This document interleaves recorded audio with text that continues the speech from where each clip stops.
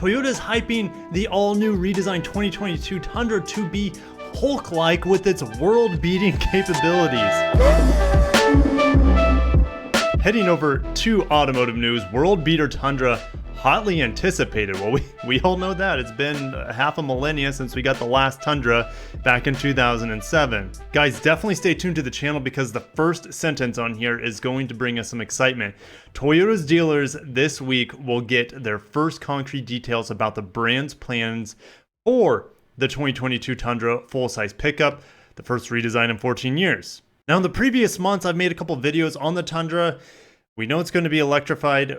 We have seen teaser images of the lights, the front lights and the tail lights. We've seen a couple renders of the grille and the front end of the pickup truck. So we have a general idea of what it's going to look like. And we'll definitely get into the spreadsheet in a little bit where we'll talk about the twin turbo, the hybrids, how it's going to beat the class leading F-150 hybrid as well. Quoting Robbie Finley, chairman of the Toyota National Dealer Advisory Council, he's ready to hype this machine up. The new Tundra is the most exciting thing we've had in the last 5+ years. We've had the Supra in the last 5 years. We've had the RAV4 Prime. That's pretty exciting as well. What has been your most exciting product for Toyota in the last 5 years?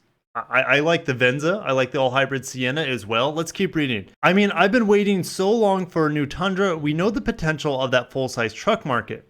And from everything that they're telling us, we're going to have best in class. I mean, we're going to have a world beater, and it's going to be fun to really go toe-to-toe with the domestic trucks, which they haven't been able to do, I don't know, ever. Definitely not in sales, and definitely not in powertrain capability either. We all know Toyota's typically the most reliable when it comes to their V8s or transmissions. Not always, but typically. And when he says world beater, the first thing that comes to mind is World Breaker Hulk. Unfortunately, we didn't get to see World Breaker Hulk in the Marvel movies, at least not yet. Now, production of the 2022 Tundra is expected to begin in late fall at Toyota's pickup assembly in San Antonio. We know that Tacoma has just jumped ship there. They're going to be produced solely in Mexico, and they're going to be bringing the upcoming Sequoia there on the same platform as the Tundra, of course, body-on-frame TNGA F platform. And that Sequoia will follow in 2022, and the 4Runner and Tacoma are supposed to follow in 2023 with their own redesign. I took some stabs at the upcoming 4Runner, so make sure to watch that video, everything we know or possibly know about the upcoming 4Runner. The Tundra is in rough shape. To give you an idea, last year they sold 109,000 units, which seems like a lot, but compared to the big three, it's like a drop in the bucket. And in January, Toyota's full-size pickup was outsold by the Sienna, the minivan. And when you compare it to Chrysler Pacifica, the Pacifica gets outsold by the Ram trucks 6-1. Toyota has some issues they need to work out with this new pickup truck. All right, guys, spreadsheet time. Grab your snacks and drinks, and we're going to see how this new Tundra could possibly take down the Ford F-150 hybrid, which is class leading at this point in time. Here we go. Let's first run down the F-150's powertrains. It's got a 3.5-liter twin-turbo V6, 10-speed automatic. It's got a 400 horsepower engine with a 47 horsepower electric motor. You combine them and they get to around 430 horsepower. It also has a whopping 500 pound-feet of torque just from the engine alone. And then when you add the electrification, we get 570 pound-feet of torque from the F-150 hybrid. It can tow 12,700 pounds and it can carry 2,170 pounds in its payload. It has a small 1.5 kilowatt hour battery and a fast 0 to 60. This is a huge pickup truck and it goes 0 to 60 in 5.4 seconds. Toyota is hyping this new truck to be class leading when it comes. So let's take a stab at it. It is possible that they offer a non-hybrid version. We have the Turbo V6. This is the V35A FTS that we see in the LS500. And that vehicle makes 416 horsepower and 442 pound-feet of torque. They need to retune that a little bit towards torque for the new Tundra. I'm assuming it's going to have the 10-speed auto. Let's say they detune, take 16 horsepower away from that engine and give it a lot more torque, 470 pound-feet of torque. That is still lower than the 500 pound-feet of torque from the Ford F-150. Could it be more? Of course. I just think Toyota's pretty conservative there, and they would rather get the added torque from their electrification expertise. Now, when we hybridize it, let's say they go a pretty conservative route, similar to the F-150's hybridization. So you take that 400 horsepower engine, just like the F-150, you give it a modest electric motor in between the engine and the transmission. Let's say it's 50 horsepower, and it narrowly beats out the F-150 when it comes to peak horsepower. Not by much, right? I'm estimating 550 pound-feet of torque. It could be more, just depending on how aggressive they want to be. Now, if it's a world breaker, world beater, whatever they want to call it, as well as class leading, it's got to have more towing capacity. So they are going to need more power and torque coming from this setup, potentially, or they just have a really, really heavy, stout vehicle that is able to tow more. It'll be interesting to see how these numbers shake out. Now, they could be a little bit more aggressive with the electrification. I could see a plug-in hybrid eventually coming to the Tundra. God knows how much that would add to the cost. I would be guessing it would be around 70, 80,000 US dollars, but it would allow it to have up to 500 horsepower and over 600 pound-feet of torque. 0 to 60 would increase as well, maybe 5 seconds, maybe even faster, who knows. And the towing capacity in theory could go up. It would be heavier due to the larger battery pack, and the payload, who knows if that would go up. But for other markets on the same platform, we know that Toyota is going to be bringing the Land Cruiser with a new TNGA diesel. So that is listed on the right here.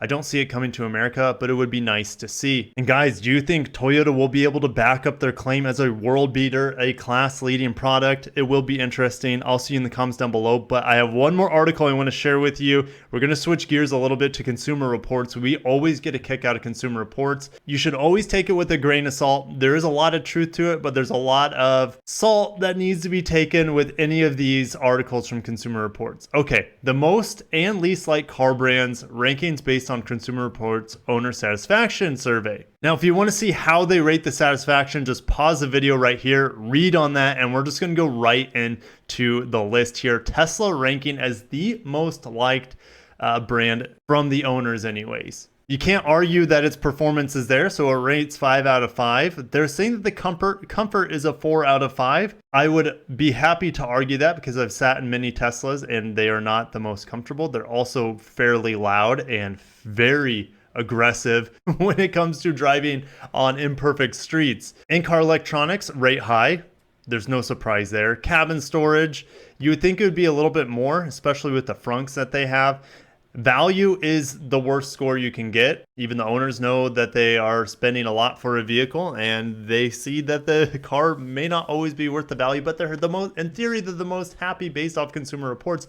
Lincoln also rating extraordinarily high. It's interesting that Lincoln rates a little bit behind when they have 3 ratings that are 5 out of 5, perfect ratings. They're just lacking a little bit when it comes to Tesla and in-car electronics, right? So just looking at these ratings here, it looks like Lincoln would beat out Tesla, but it's almost 10 points behind them. Ram is next on the list. Of course, only pickup trucks for them. Now, going down on the list, we're just going to pick out some things that kind of stand out to us. Porsche rating fairly high with terrible in-cabin storage and value. Mazda rating pretty high with terrible in-car electronics, cabin storage, but people see a value in it and the driving experience is good. Toyota rating terribly with in-car electronics being its Achilles heel, which is actually probably pretty true there. Mini rating 1 out of 5 in 3 categories, and it's still fairly high on the list.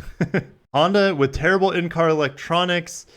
Value is not very good, surprisingly. And yeah, they're just not rating very high there at all. Lexus. This is super surprising because Lexus, when it comes to Consumer Reports satisfaction, not the most and least liked brands, whatever their study is for, owner satisfaction, is usually Lexus is right there at the top. And looking at this, they're somewhat close to the bottom. And I understand the value for any luxury brand is not good, but there are several Lexus models like the NX and the ES that are great values for the segment.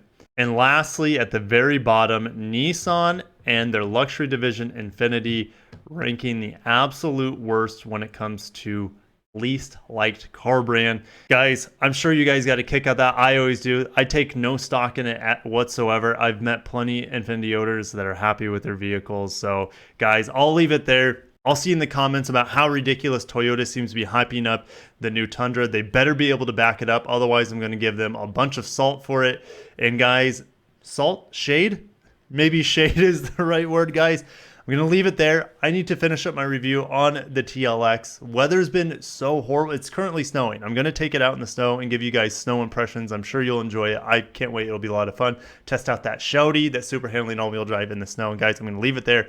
Thank you so much for watching. If you made this on the video, smash the like button, subscribe for more videos like this, Korean and Japanese autos. I'll see you guys in the next video. Have a wonderful day. Take care of yourselves and the people around you, and peace out.